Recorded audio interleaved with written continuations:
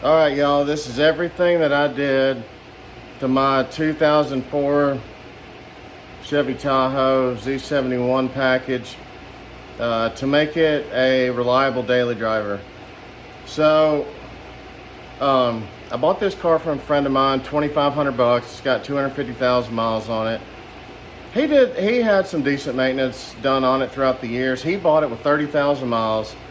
And you know, he's not a big car guy or anything, so I knew that it was, I knew that it was going to be kept up, but it's not going to be kept to the highest standard of like some annoying car guy who like changes the brake fluid every 3 years and stuff like that. I mean, so whenever we're buying a used car like this, and we're car guys, we're probably going to have a different standard. And that doesn't mean that the normal person has the wrong standard or anything. It just, we know what needs to happen to make things dependable, or the most dependable, and we do them. So I want to show you guys what I did, and I have made this car. I've had it a little over a year. I put about 25,000 miles on it. I've towed car trailers. I've got a side business where I had to go and pick up some sand. I towed 4 tons of sand with this thing. I towed a car trailer and a dually that was 10,000 pounds. That's way too much, okay? And this truck with it's an LS based engine. It's not an LS motor, LS, like a LS1, LS3. It's a L, the higher numbers, I don't know what it is, but it's a 5.3 liter, whatever the identifier is. It's a 4L60E, which everybody says a 4L60E is trash. It is trash if you tow wrong with it. Like if you tow the weight that I've towed with it without pressing the tow haul button. That's all you have to do. The transmission fluid has not been changed in this thing. I don't recommend doing it. Actually, I put a filter in it, so a filter in the transmission, so that swaps out about maybe 3 quarts, maybe 4. I think there's 12 in the whole system. Don't quote me, but it's like a third of the fluid. And I did that when I realized that this thing needed a little bit of love to kind of be where I feel that I needed to be to depend on it. So what I'm gonna tell y'all are these are not OEM parts. These are Amazon parts. These are eBay parts. These are parts. I got some stuff from O'Reilly's. I got all you guys that are like, OEM is the only way to go. Well, yeah, if you depend on your vehicle. I got 4 cars here. Well, I got 2 cars that I could drive to work, to my office if I had to. This is the only one that I want to. God, dog, I got scraped up like hell a second ago. I didn't even realize that.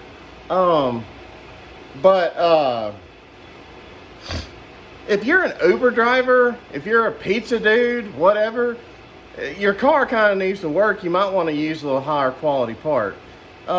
If you're driving a piece of crap to work and if you just want an old Tahoe with Barca Lounger feeling seats and 200 and a million miles and cold AC, do what I did. I think I have put $1,000 to the dollar into this thing, and I'll tell you everything I did.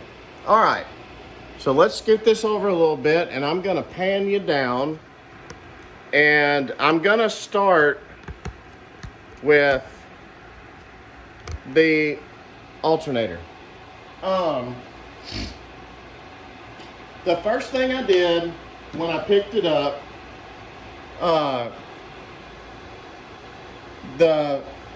it had a little battery kind of weirdness to it, and so I threw an alternator on there, and it was from Amazon, and the alternator at O'Reilly's was like 175 bucks, and that one was 75 bucks.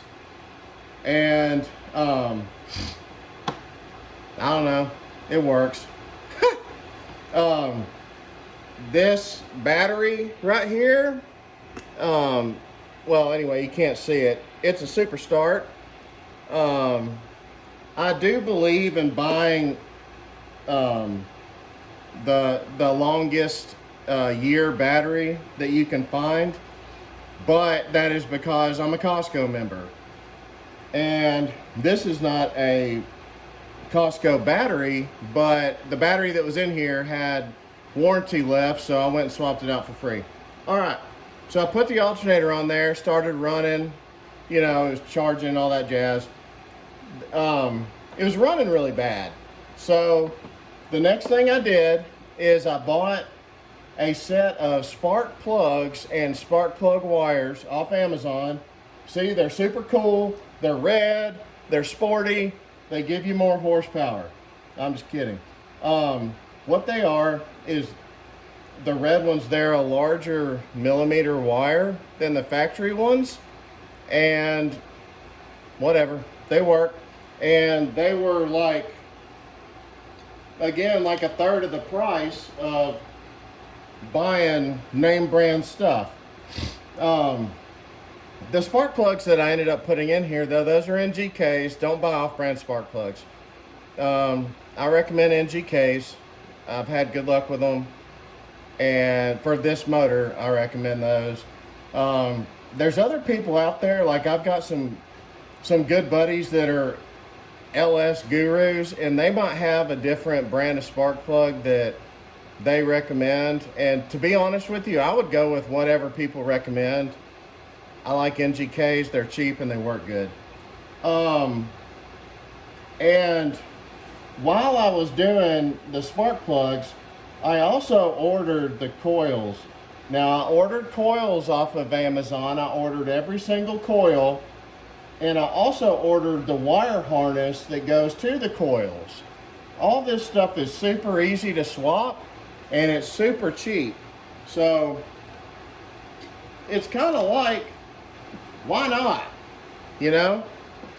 So alternator, plugs, wires, coils, wire harness to all the coils. I did it on the other side too, of course. And the reason I started doing all this, one, it was running bad. Another thing is that I had tons of check engine lights, or tons of codes that when I read them, and the main one was the evap issues. So I replaced this evap line here, and this evap line here. I replaced the O2 sensor, both upstreams, and I replaced the charcoal canister, which is right by the fuel tank. It's super easy to change.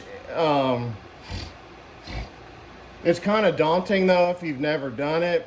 If it was my first time, and I was kind of like, wow, this is super weird and it might be hard, but it ended up being really easy. So if you guys need me to, send me a message and I'll crawl under there and I'll show you where the connectors are and stuff, because the connector is like right up on top of it, and you just have to feel around for it. You know, you gotta use those fingers and Mama loves you for, and you gotta kind of and get up, you know, and feel them.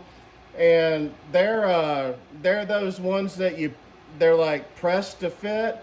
So what I do is I actually center it like that, and I pinch them. I've got pretty decent hand strength, I guess, but I can get them off by pinching them. And a lot of people, what they do is they use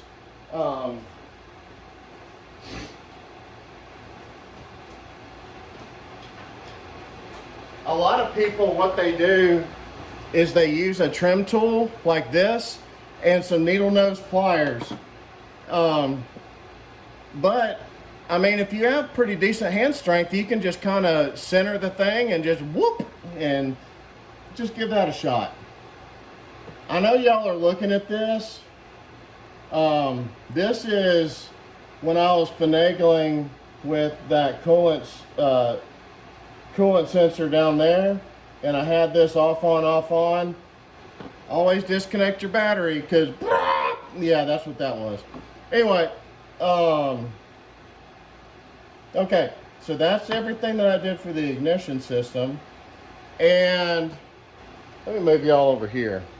So on the other side, I had tons and tons of leaks in the gigantic plastic, that like air tube thing that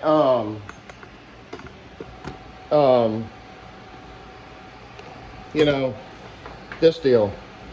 So I had tons and tons and tons of leaks, and there's this gigantic plastic thing that goes here, and I wasn't gonna put a cold air intake on here because, to be honest with you, I'm used to like a cold air intake that is more for like a race car or something, K&N. And they're like $300. Well, this sumbitch was 50 bucks. So with the filter, and this filter's huge. I mean, I don't know. I was kind of like, well, hell yeah. And so then you don't have to worry about any of those leaks and all those areas where those that plastic comes together. So I bought this thing, and to be honest with you, it's kind of obnoxious. You know, you sound like that Nopey Honda guy at 2 in the morning, the whoo, bah, bah, bah, bah, bah. Anyway, so you'll see over here, I got the wire harness, new coils, new wires, new plugs, this deal. Now, I want to show you something. If you have exhaust leaks at the exhaust header, these are notorious for the bolts breaking off. I mean, at the exhaust manifold. This does not have headers, it has stock exhaust manifolds. And the bolts break off. So let me show you the solution here. Now, let me straighten this guy out. All right, you see this bracket right here? So these holes do not have to be drilled. Those holes are already in the block or in the head for some reason. I have no idea why. But what you do is you put that bracket on there and you hit that with your, I need to hit it with an impact and make it seal just a little bit more. But anyway, what you do is you bolt those on there, and there's a broken bolt under this thing, and you run that in, and it pushes the manifold against the head, and there you go, problem solved.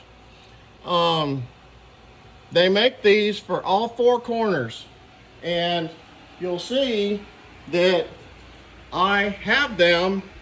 This one's kind of hard to see. Boom. That one's super hard to see. I have them on all 4 corners because this one has just about every bolt broken. You can't see that, but anyway, they're on all 4 corners. Other things that I did to the Tahoe are, I did Rancho 5000s front and rear. These came with Rancho 5000s as far as I know. It is hotter than shit in Alabama right now. These came with Rancho 5000s as far as I know, but this bad boy had some crappy Monroes on it. And they were all blown. Again, 250,000 miles. They were all blown, and so I put some Rancho 5000s back on it, and you know, I did name brand. Honestly, with what I've done to this thing, I would go back and just throw some Monroes on there, because well, I don't know, I might take it off road. I ended up going to Discount Tire and got some Milestar Patagonia all-terrains. I've said this on this channel a couple times. I really like Milestar Patagonia tires. They're really good tires, and you know, those have about 25,000 miles on them, and I don't know, they're probably a 40,000 mile tire because they're cheap. I mean, they got plenty of tread left on them, and I haven't rotated them a single time. Actually, I hadn't rotated them at all. Actually, that's bad. But like, there's the front. Yeah, I mean, the front's got even more meat on them than the back. So, okay. So another thing that I did is, this is something that's huge that people need to know about. A lot of these seats, they have a little bitty aluminum crap frame in them, and they break. And what I did is I took the seat cushion, and also the leather tears up on them, and I've got these seat covers, Covercraft seat covers on here, but I put a new piece of foam in the driver's side. I put a new cover, and on Amazon it was like $50, and the seat frame, those are about $300. And what I did is I JB welded the frame back together, and if I had a welder, I just would have welded it, but I JB welded it, and then I put a shitload or a crap load of duct tape around it while the JB weld was curing. And I just figured I'm just going to leave the duct tape on there. Well, I'm 255 pounds, and I play Batman at night. I jump in this thing like I'm about to go fight crime, all right? And it's held up. So, but under here it's not real leather. It's like pleather.